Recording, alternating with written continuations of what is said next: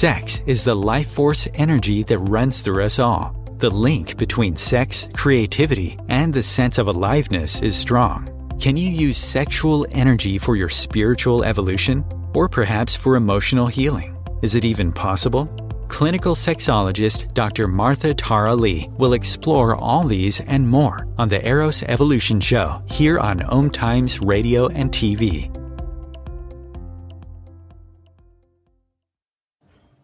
Hello, and welcome to Eros Evolution. This is my TV radio show where I explore all things related to sexuality and spirituality. So in today's episode, in Singapore at least, it is International Women's Day, and it's the 8th of March. So this year's International Women's Day, the theme is Break the Bias. And today we're going to explore what kind of bias there are. And last week, I actually already started the countdown towards International Women's Day. I had two women on this show. And today, I decided to get two of my friends who are male. Both of them are married. Both of them are coaches. Both of them are handsome and spiritual. And unfortunately, I'm not married to either of them. But it's going to be really fun because they are my friends and I love them so much. So yes, we are going to be exploring being male and all things masculine. So both of their parents and have a parent going through cancer. What does it mean to be a modern day heterosexual male? How do they do sex education for their kids? And what is it like being caregiver for their parents? How do they navigate all the challenges of life? So for me, I'm a little bit of everything. So I like variety, and so we're going to not really delve so deep into everything, but hopefully talk a little bit about everything. So I'll get them to introduce themselves. So Lionel, can you introduce yourself? Hi everyone. My name is Lionel. I run my own company with my wife Lisa, and we do something called mind clearing, help people through the blocks in their minds and obstacles to their lives to lead better lives. And we also do run workshops as well as help people through their challenges in life. On top of that, I'm a father, son, husband, and all things masculine. Thank you. So you can find Lionel on Maven Communications.com. Mavencomms.com. Yeah. Yes, mavencomms.com. You can find Lionel at Lionel Koh JK and Maven Communications on Facebook. Lionel Koh JK on Facebook and Maven Communications on Facebook. Okay, Balan. Hi everyone, my name is Balan. I started Herb in a Cup basically to connect with people. I am also a personal fitness trainer where I conduct group classes in fitness and lifestyle also. So what I basically do is I try to work on your emotional state, mental state, physical state, nutritional state, and your rest state, because I believe all these states are within yourselves. And the whole idea is we literally live in our minds and bodies. So we want to create a safe spaces within ourselves. And that's what I do in a nutshell. I also am a father of two naughty boys. When I say naughty, it's a healthy way of being naughty. And a parent, wife. I have a wife. I'm a husband. My mom is a cancer survivor, so I'm taking care of her at the same time.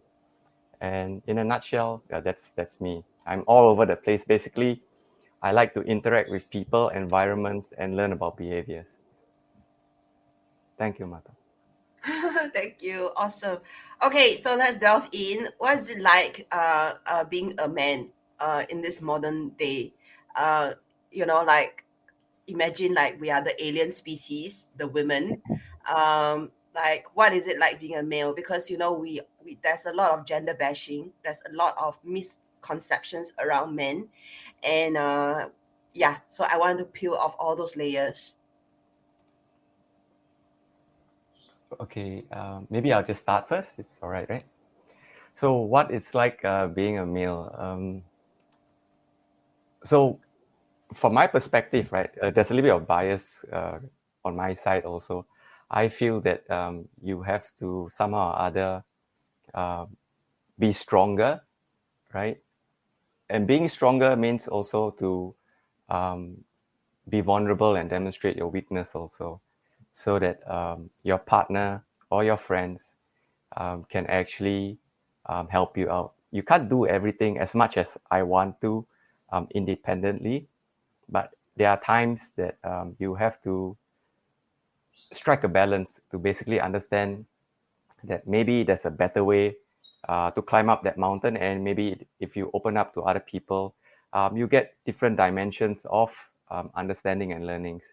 And to me, that is what being male is all about. It's not just purely being hard-headed, or you want to be a hard-boiled egg but soft inside at the same time. So you just want to find that balance. And I think demonstrating weakness, I wouldn't term it weakness as in weak kind of thing, but vulnerable, right? Being vulnerable, that defines masculinity in that sense.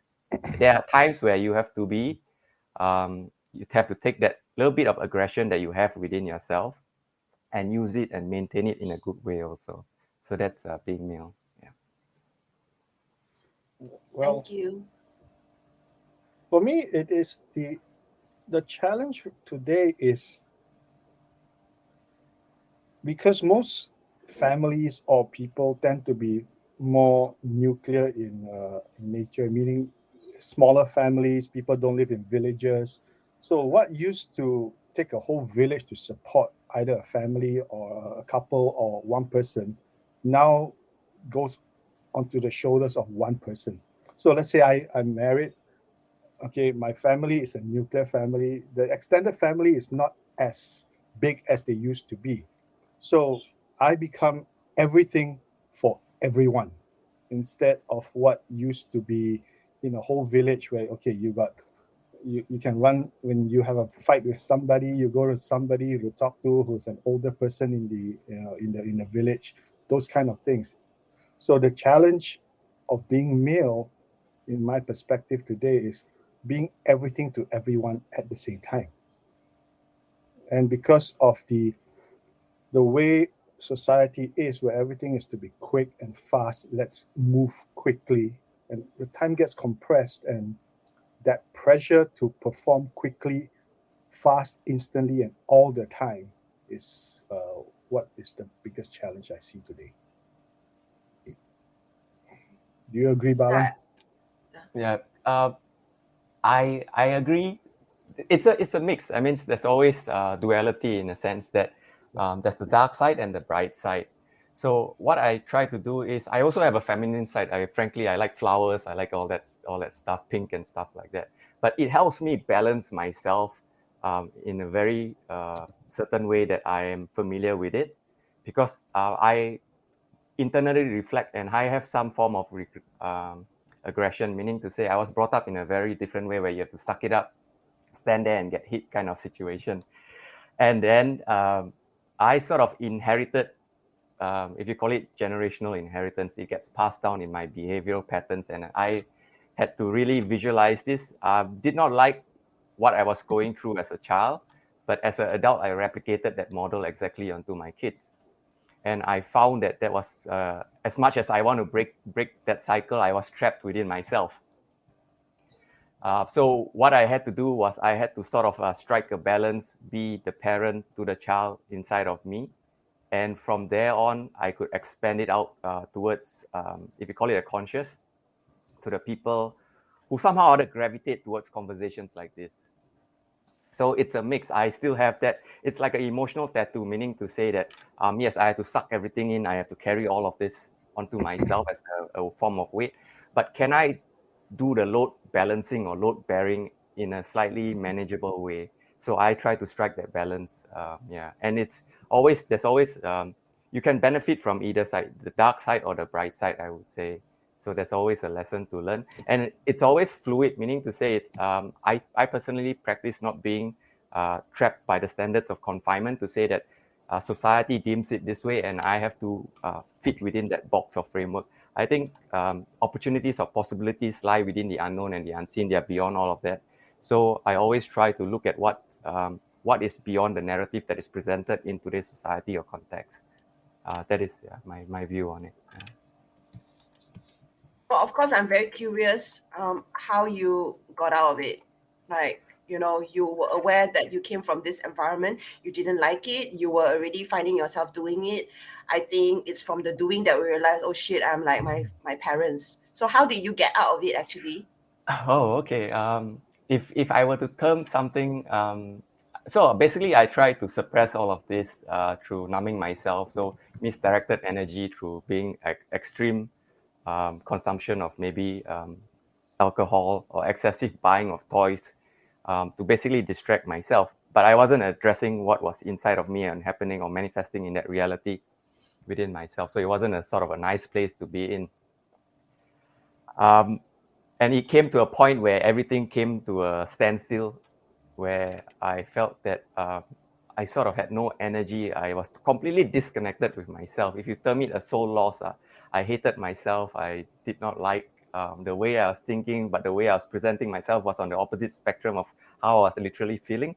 So I was conflicted in that sense. And it came to a point where, yeah, I did not recognize myself because I literally don't know myself, to be honest. It's a journey of self-discovery and going deep down within what's the layers of hardening that I've actually put onto myself. To say that since everybody is doing this, maybe because I grew up in an environment 365 days times all the years in, right? I became the product of the environment. Then I become the environment, and I host my children in that environment, and they become the product of the environment. So I had to break that cycle. How did I break the cycle? Basically, is it's a blessing in disguise. Strangely, I just share this with you openly. So I started to see this number 444 every other day. I took my watch, it was 444. It was the clock was 444. The license plate was something 444. So it's sort of, and in the Asian context, in the Chinese context, it's like, it's jinx and stuff like that, like Miss Death Death, and yeah. yeah. So but it captured my attention. It got my attention and say, okay, here maybe there's something here, maybe. And then I went to Google. Strangely, Google is my friend. I use it for everything else, and they say, oh, that's the angel's number and it's whatever. So I sort of thought, okay, maybe I'm not a religious guy, to be honest, but I believe there's something out there bigger than all of us that I can connect with.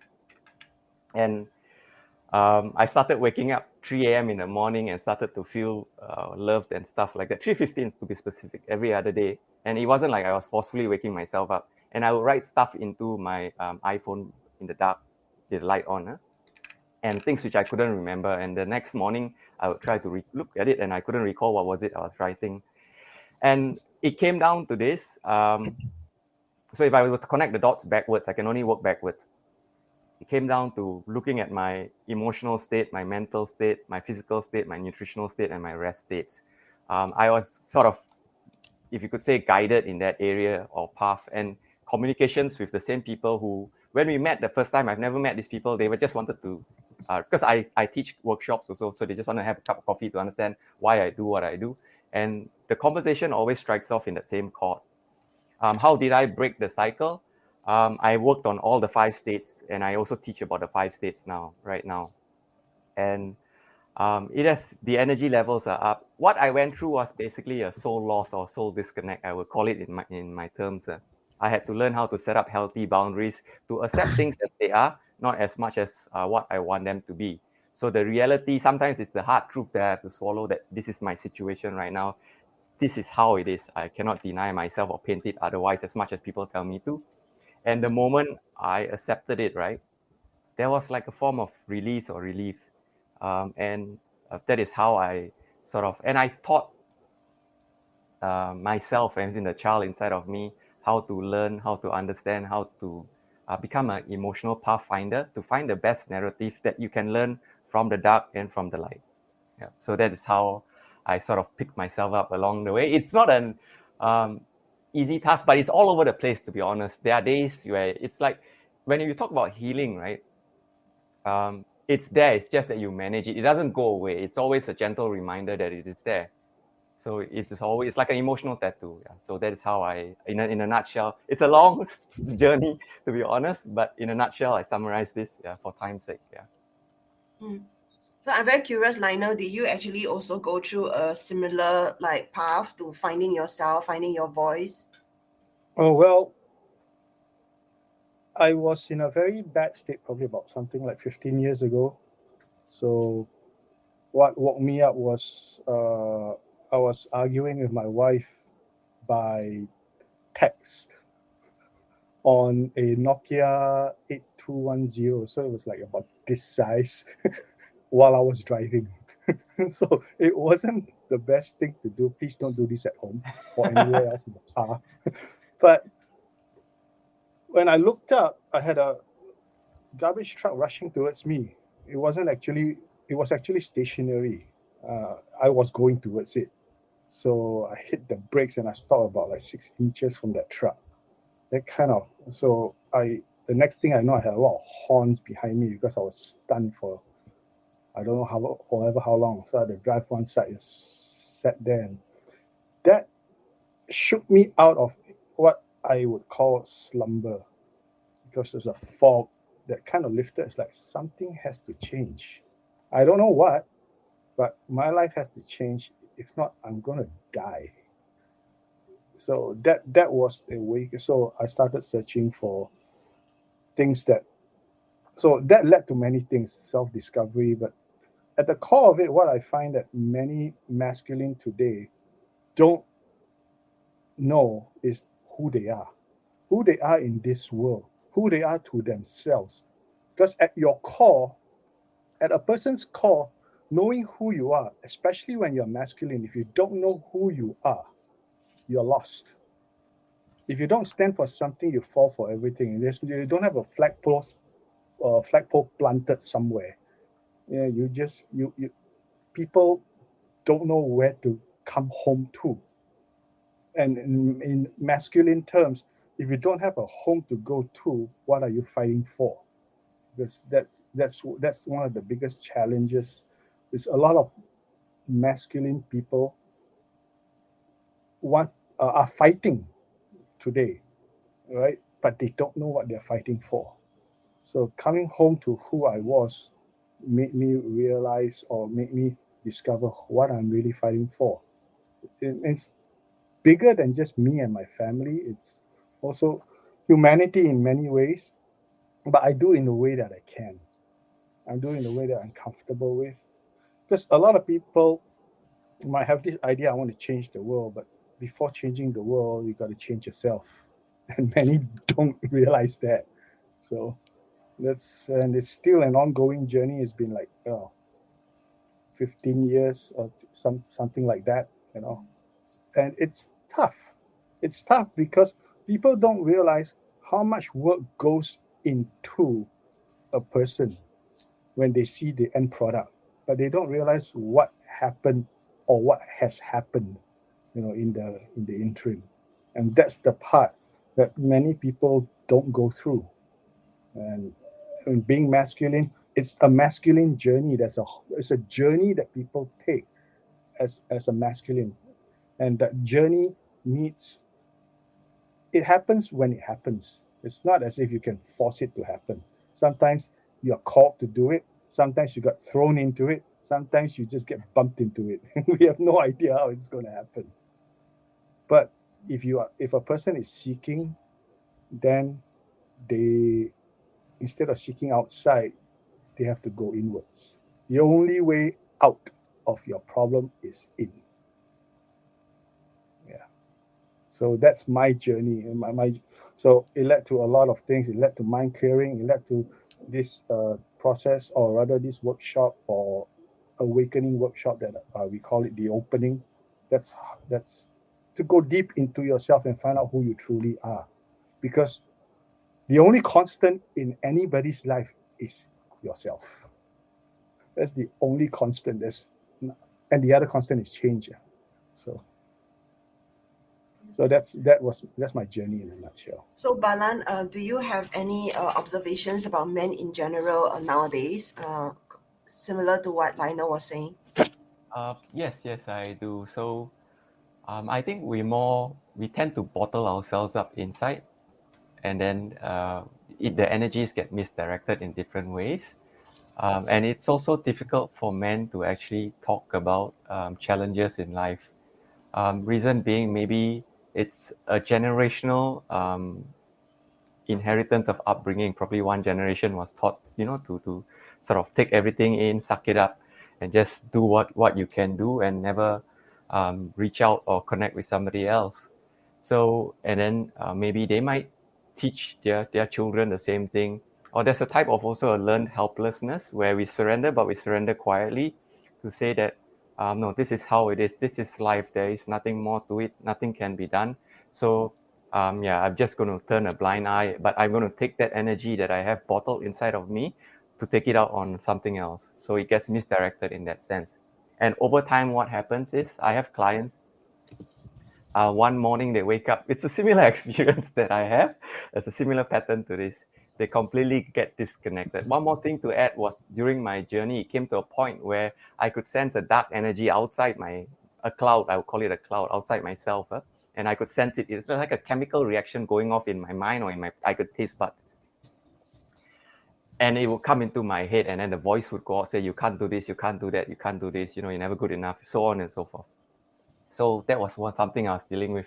And when I connect with my clients, mostly I would share this because what happens is it creates a safe space where they can connect with you. They can understand, oh, there are similar patterns to this, and maybe how can we unlayer this?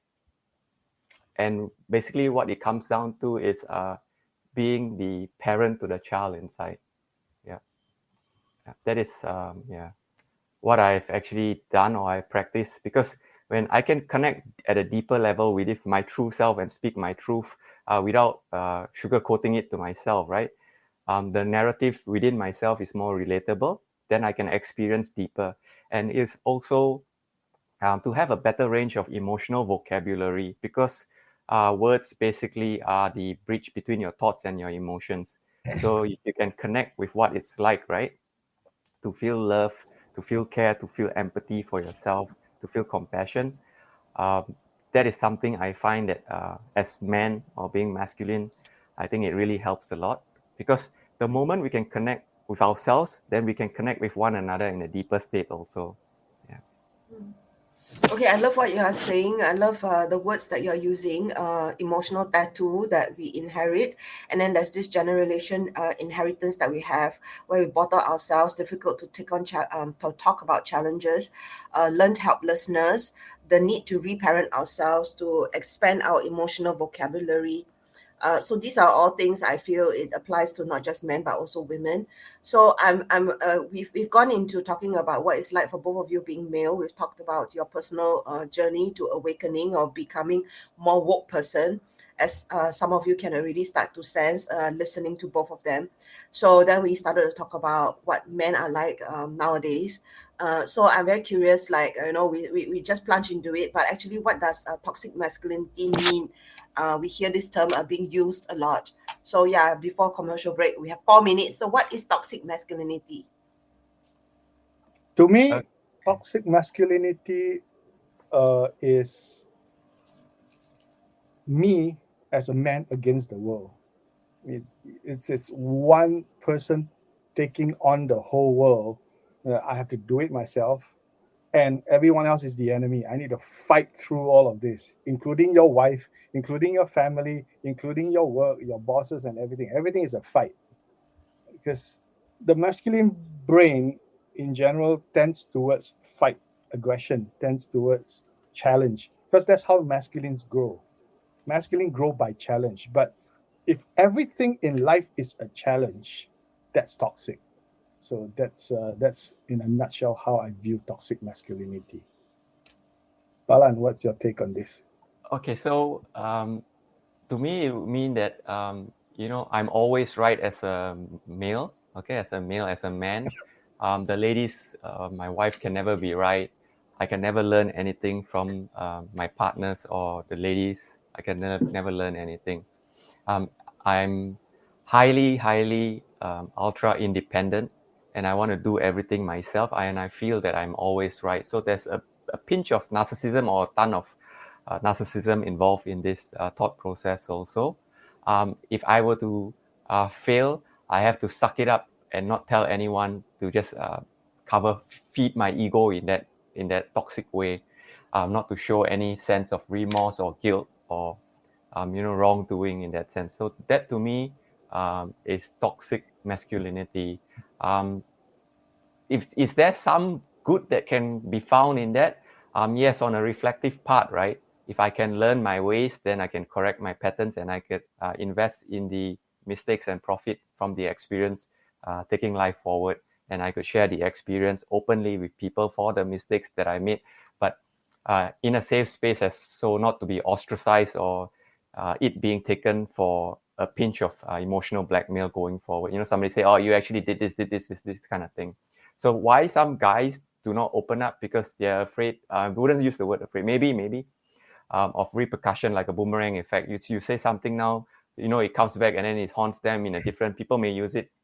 So that's another angle that sometimes people tend to keep certain things to themselves, and it might erode them internally, but externally it's not really visible.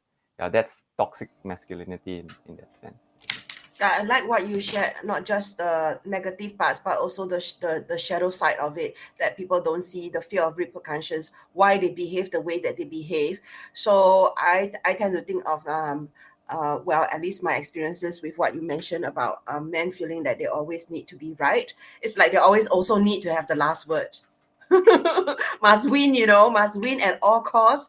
And you're right, this fear of repercussions, like something comes back and bite them in the ass, that they cannot recover from it. So yeah, it's really horrible. But toxic masculinity doesn't just apply to male, does it? No, it doesn't. It also includes the female, because the world today actually promotes and celebrates masculinity in the workplace, in life, where you have to go get, and not just be. The being part is more feminine in nature. You're more open. The masculine part is more directional. So if everybody is directional, who's the one opening up and being finding out what connection really means? Because masculine tends to disconnect, but at their core and heart, they do want to connect, but it's in a different way. So Yeah. Okay, we have a break and we'll come back and explore this once again. Thank you. Thank you. Om Times TV. Imagine becoming a super influencer. Reinvent yourself, invest in your brand, and then manifest your success with a robust spheric approach. Om Times Media and Broadcasting offers a unique and multifaceted way to become the spiritual and conscious influencer you deserve to be by putting your message across our powerful platform with its proven record of integrity and excellence. Through our produced shows, Om Times offers the opportunity to become a social media TV personality, a radio show host, an Om Times magazine columnist, and a syndicated podcaster, all in one shot. By live streaming your show on Om Times TV and broadcasting it across the extensive Om Times radio and TV networks, you become more than a host. You become an ambassador and a force for positive change. Om Times. Open yourself to the possibilities. If I could be you, and you could be me for just 1 hour. If we could find a way to get inside each other's minds. Walk a mile in my shoes. Walk a mile in my shoes. Well, before you abuse, criticize, and accuse, walk a mile in my shoes.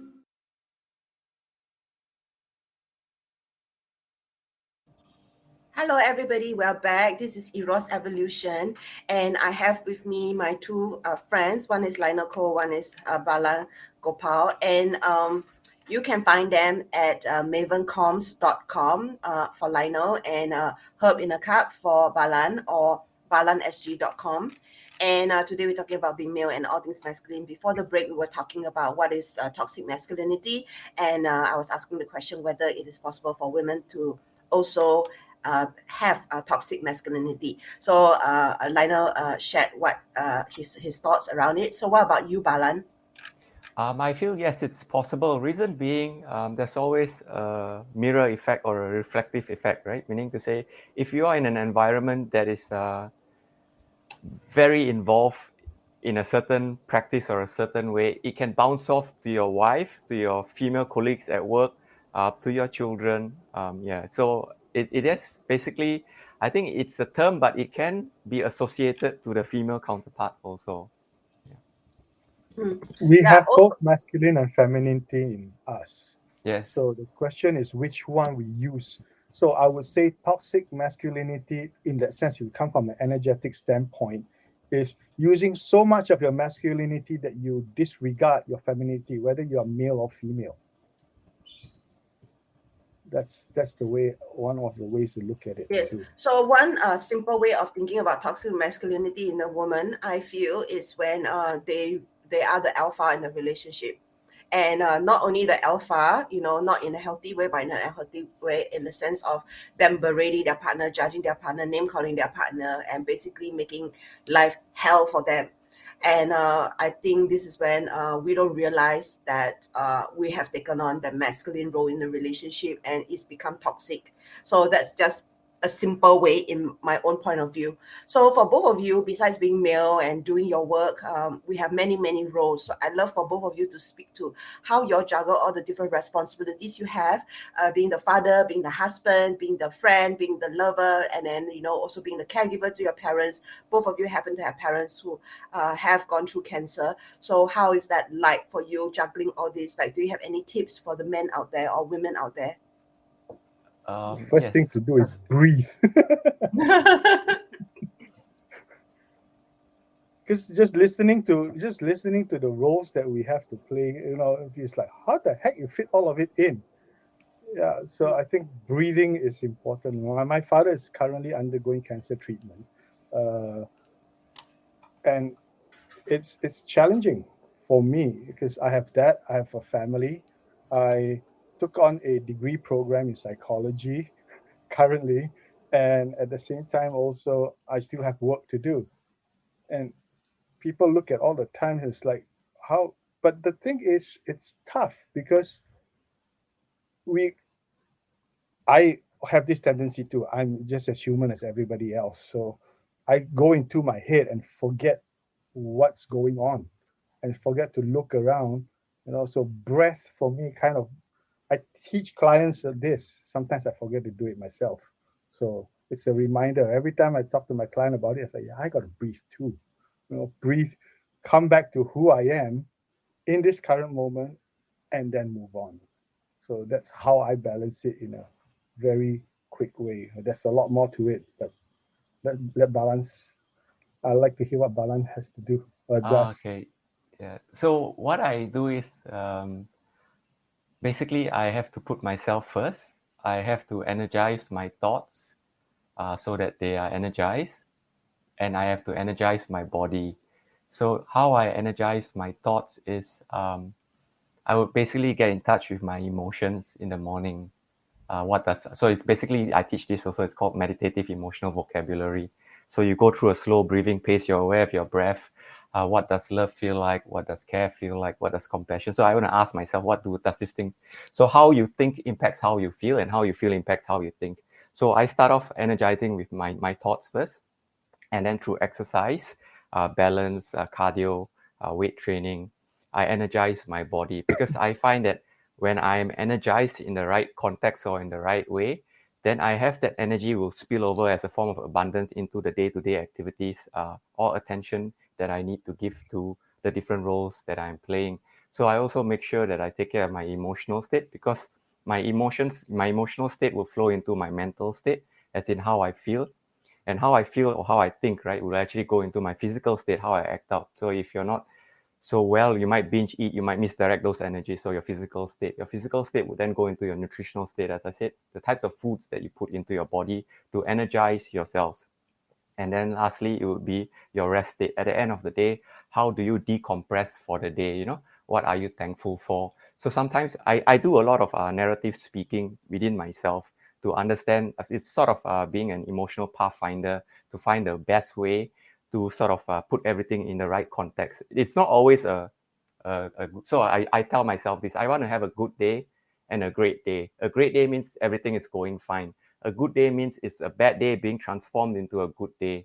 So what can I learn from this experience to prevent it from repeating itself? So nothing ever goes away until it teaches me what I need to know. So if I'm always saying, oh, this is keep happening to me, I'm not really learning or getting it this time. So the moment I change my response, right, towards the stimulus, everything else change along the way. So it comes down to filling myself up with abundance and then letting it overflow and sharing it with the people that I come into contact with.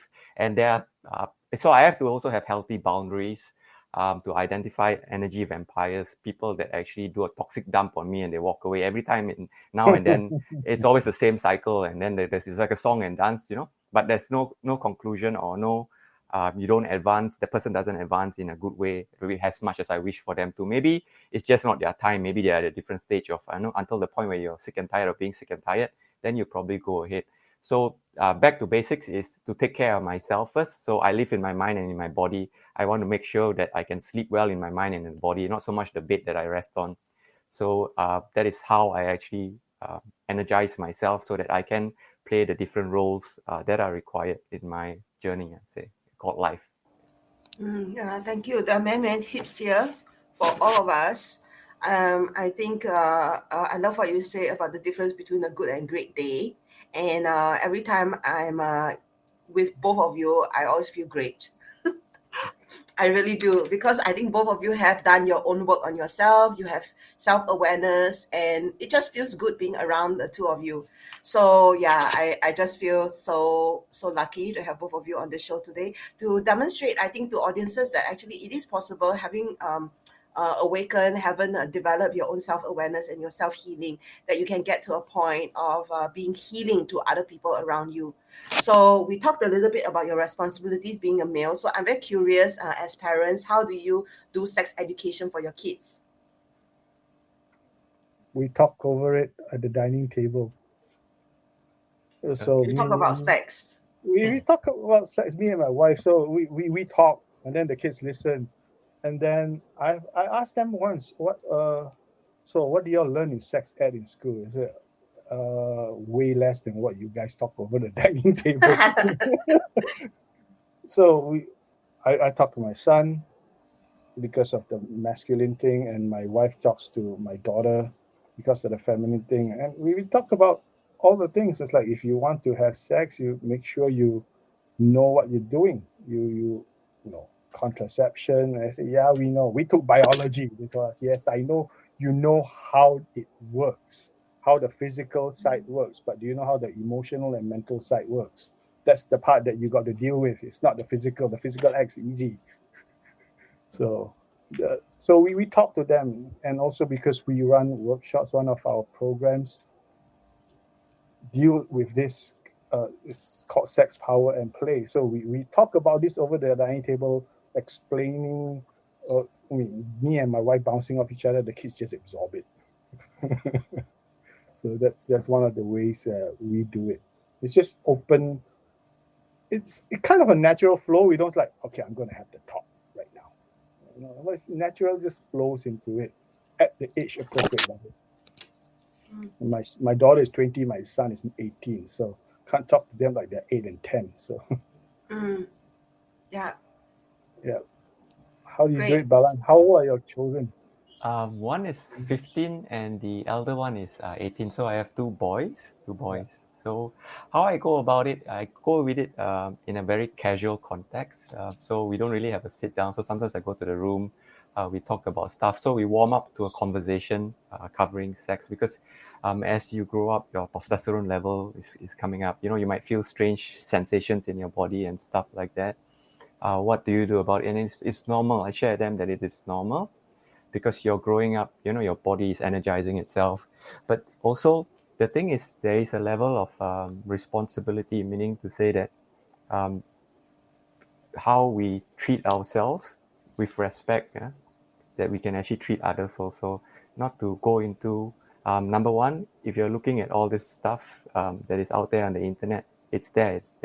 But it is normal to look at this stuff. It's not, if it's like day in, day out, you're looking at this stuff, then it's not normal. But it's there. But I do not want to tell you not to see these things, because you will do this and I'm not looking kind of thing, Yeah, so everything has to be in an open context, so there's transparency.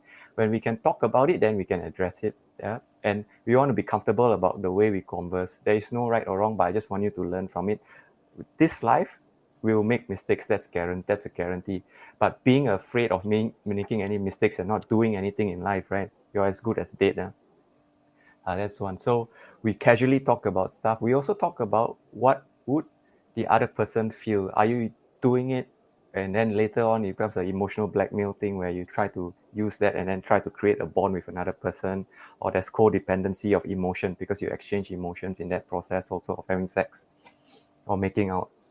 So these are the things that I shared with them. And the first relationship I always tell them is with yourself. You are still discovering and learning about yourself. But the moment you feel there's a hole, there's a void in you, right? Then you might take it in the wrong way and get somebody to fill that gap for you. And certain things may not go in that manner because you might be, there's a form of manipulation. But I'm not saying it's always the case, but I just want you to be aware that sometimes you may have a situation like that. Yeah, so that is how I educate them, my kids about it. And pictures and stuff like that is all there. See what you need to see, but learn how to navigate yourself in a better way. Yeah, and if there are things that you want to ask about, use any form of language to ask. And even if your expression has the F word and stuff like that, it is an expression. I'm not so offended by it, but what I'm offended by is ignorance, meaning to say we don't really learn about these things, but we just do what the next person is doing. Yeah. Then that's not really right in that sense. I also I tell love. my kids. Yeah, go I also ahead. tell my kids, if you have a question about sex or anything to do with relationship, ask me or your mother. Don't ask your friends because they're just as clueless as you are. I mean, you can talk to your friends about it, but if you want to have more knowledge, you want to get through the confusion, talk to us. Because your friends at your age, they are just as clueless. They're going to make the same mistakes that you do. So, and Okay, I I agree love. with Balan. Yeah. Sorry, did I Go ahead. interrupt you? That's fine. Okay, I Go love, ahead. I love, I love both of you so much. So I'm getting a few tips from both of you. So that includes like not thinking of the sex talk as one talk. It's many talks, and it's part of life. To keep it casual, to normalize sex and the growing up process, to acknowledge the making mistakes, to talk about being aware of unhealthy toxic relationships, even to actually acknowledge the psychological emotional aspect of sex. And then Balan started to talk about like images, porn, and navigating it, and really getting your kids to ask themselves like what they are doing and why they are doing it, not just like go through the motions, including like using the F word. So I really like all the suggestions that you have. And it's also really nice what you said, Lionel, about how instead of asking your friends, ask us instead. So being a approachable parent is so important as a part of sexuality education and navigating growing up for your kids. So now I very want to move on to this question about how do you navigate your roles as caregivers, because it's not easy being the parent, but also like a lot of people call it the sandwich generation, where we're caught between the younger generation and the older generation, where we are taking care of our parents, and it is very heavy, very intense. So what kind of how do you navigate that being a caregiver? Well, for me, taking care of myself is important. Getting rest and choosing rest. But this is the thing. Part of the toxic masculinity thing that we talked about just now is that, oh, I need to be able to exercise. I need to be able to do this, But it was intense during the period when my father had intensive. We had to go for his radiotherapy every day for about 8 weeks. So it was an intense period. And what I did, I made a conscious choice. I'm going to prioritize rest over exercise. Because you should exercise. I say, yes, I should. But should I in my current state? And my current state is my body is saying, no, rest. Go rest. Because if I'm going to push it more, I'm just going to hurt my body and I'm just going to create more stress around my body. So rest is more important. And that's what I think most people who are caregivers don't realize, that your care for yourself is actually way more important than your care for your whoever you're taking care of, your loved ones. Because if you don't focus your energy on yourself when you should, and all your energy and attention is focused on the person you're caring for, you're going to burn yourself out real quickly and you can't help anyone. Yeah, there's a term called emotional fatigue. So how Yeah, about you, emotional Balan? caregivers fatigue, yes, it's all there. Yeah, just to add on, right? Rest is also part of work. I find that because even for team building and self-building for companies, I always share that if your employee, right, has well enough rest, then they can come to work and deliver. They're more productive in that sense. They're not really uptight and frustrated. Being a caregiver, I find that I have to caregive to myself first, so that I can actually spill over the caregive to the actual party, the beneficiary who is receiving it, for example, my mom. And also I have to understand also that, when you are not so well, you might be a little bit edgy, you might bring up the past to throw emotional baggage onto myself. So those are the things where I have to know how to manage. I have to know how to actually create healthy boundaries.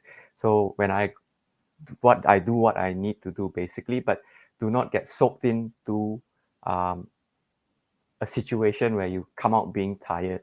So that is, you must be able to navigate within your thought process. You must be able to be that emotional pathfinder to find the best way out. Because when people are not well, they're not in the best moods, to be honest, and they are always very tired and stuff like that. So this energy can be actually be transferred onto yourselves. So I need to be able to take it to a little place, maybe go for forest bathing, go take a good walk, breathe, swim, talk, laugh, inject some dark humor into my life, so that I could actually dissipate all of this that I have, and then resting well also, because tomorrow I have to wake up and go again, and I need to rest properly. So I have to really take care of myself first, fill myself up with abundance, and let it overflow. So that is the approach I would take, as a caregiver. And to add to that, I would say many men don't do this, is find support. Whether it's with a men's group, with your brothers, your siblings, or even your wife or your spouses. Because support is what's going to get us through. Doing it alone is going to kill you. It's just the way I view it, because doing everything alone means you have to source everything. You have to bring everything out from you. But if you get support, people can add to that source that you already have. And your resource is going to be a lot more. So most men don't look for support. They think it's a sign of weakness. Actually, it's a sign of wisdom. Yeah, looking for ways to fill up your own tank so that you don't become depleted. I remember when my mom was going through breast cancer the last year of her life.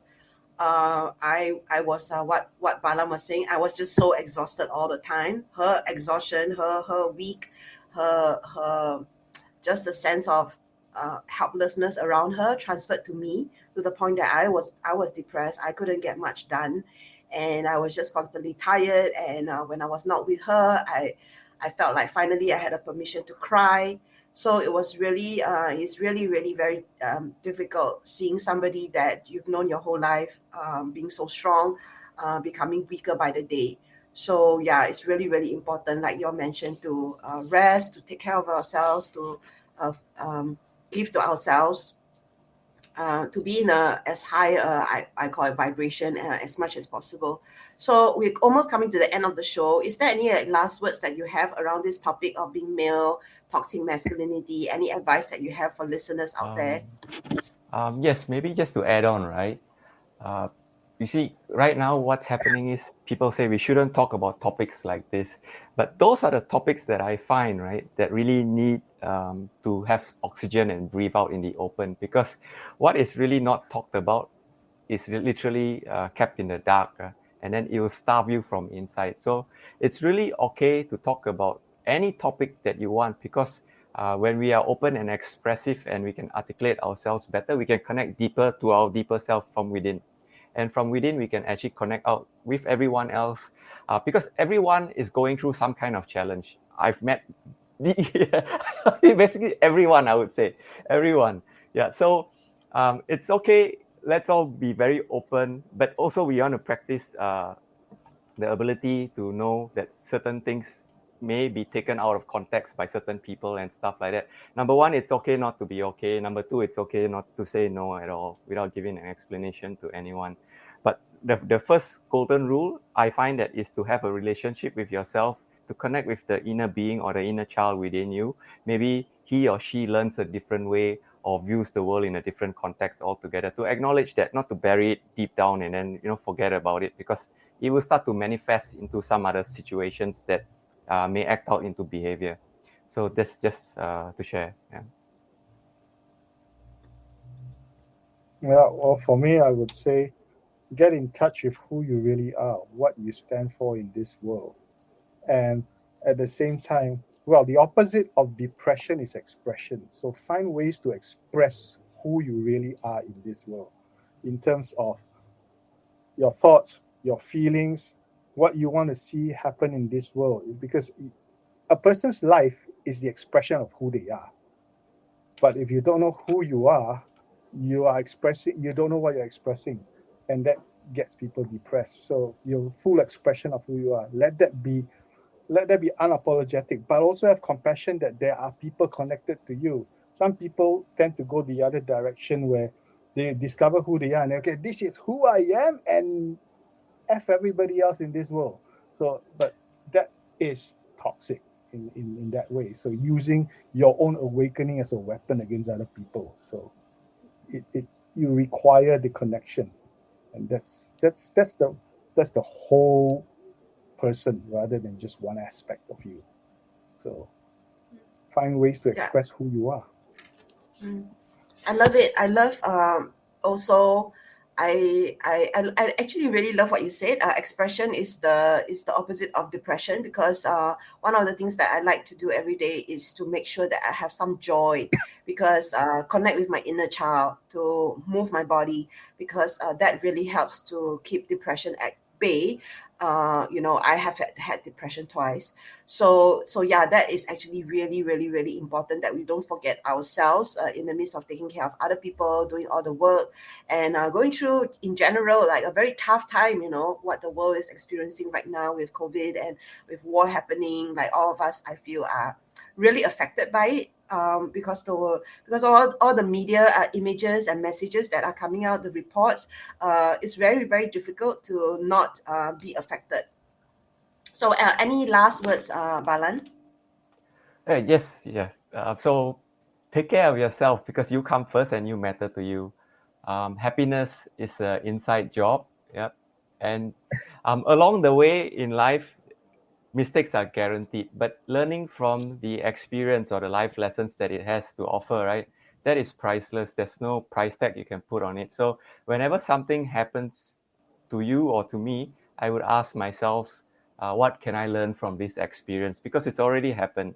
So there's no such thing as failure in life, because we got to keep living. So at the end of the day, even celebrate the failures that you have or find the lesson within it. I think that's where you can actually improve on the quality of your life, and also connect with everyone else and understand that everybody's going through some kind of challenge in life, and sometimes it might be repeated over and over again. And I can't take what I know and then force it onto someone to say you're supposed to do this. Sometimes they need to go through their own work, I would say, or their light work, until the point where they can understand and move beyond. And I wish them well in every aspect. So I wouldn't say, okay, I'm this, so you have to be that kind of thing. That's completely off. Yeah. Okay, so we're coming to the end of the show. So let's do a last shout out about your work, Lionel. Well, those who want to find a place to express yourself in a safe space, visit me at mavencoms.com, find me on Facebook. We've provided a safe space for people to express themselves so that they don't get depressed. At the same time, the last word I would say, as Martha was asking, is be kind to yourself and be kind to others, because that is what's going to get you through, and that's going to get you in touch with who you are, being kind. So people tend to think they have to do it alone. It is an individual journey, but you don't have to do it alone. Everybody's journey is individual and unique to themselves. but they don't have to do it alone. So Okay. look for support. Thank you. And if I can be one, I'll be honored. Okay, what about yourself, Balan? Yeah, you can find me on Balan SG, or you can just Google Balan Gopal, right? There's a websites that will actually come out from there. If you like to connect with workshops for self-building, team building, working, basically curating experiences so that you have positive memories tomorrow. So working on your emotional, mental, physical, nutritional, and rest states, right? Connect with me. Just drop me a line. Yeah, thank you very much. Thank you. Okay, this has been Martha of Eros Evolution. You can check us out on Facebook and Instagram. That's Eros Evolution. And then my website is eroscoaching.com. So do subscribe to my mailing list. And next week, I will have a different guest. We're going to explore sex and disability with Dr. Lee Phillips. And so, yeah, stay tuned, be kind, and take care of yourself out there. Bye. Bye. Bye-bye. Thank Thank you. you. Goodbye.